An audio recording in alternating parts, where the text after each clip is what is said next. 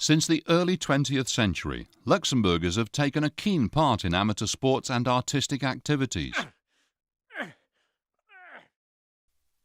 Luxembourgers have also won Olympic medals, but in painting and sculpture.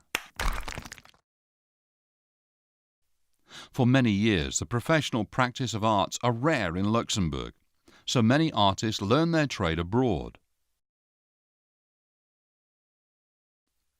In the same period, foreign stars and champions are imported from abroad to tempt audiences into Luxembourg's stadiums and theatres. From the 80s through, local culture and artistic activity became more professional. Working conditions and infrastructure had to be adapted in consequence. Between 1983 and 2011, the number of professional theatres and concert halls increases tenfold.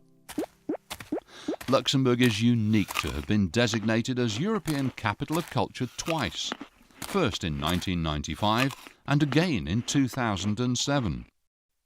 Cultural activity shows particular originality in the field of literature. A number of Luxembourgish writers publish their works in several languages: German, French, English in a few cases, and in Luxembourgish. In 1984, Luxembourgish is recognized as the national language. Spoken by 75% of the country's inhabitants, Luxembourgish is not only an essential element of social integration, but a genuine tool of literary creation. Plays, novels, poetry, and newspaper articles are written in Luxembourgish, a language with an official spelling and grammar.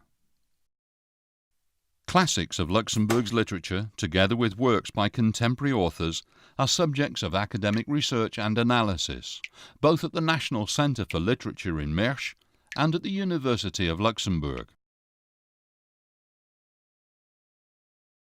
A proactive policy of cinema subsidies introduced in the late 80s encourages a rich variety of local and international film productions.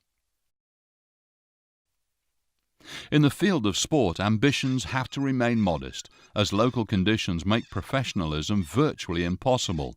But even so, the country does have its moments of triumph when Luxembourgish David defeats an international Goliath. And it's the bicycle in particular that lends these local heroes wings. The most famous of them remains the cycling legend Charlie Gall, whom Roland Barthes dubbed the Angel of the Mountain. Also in cycling, Elsie Jacobs wins the first Women's Road World Championships in 1958. Today, the Schleck brothers are regarded as the worthy successors of Charlie Gall.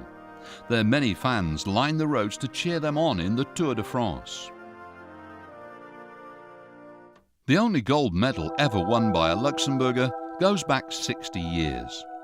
Josie Bartel's triumph in the 1500 metres at the 1952 Helsinki Olympics will always remain a treasured memory.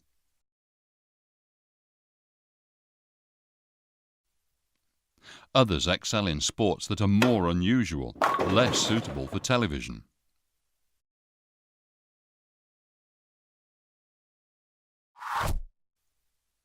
In the last few decades, cultural activity has become increasingly professional.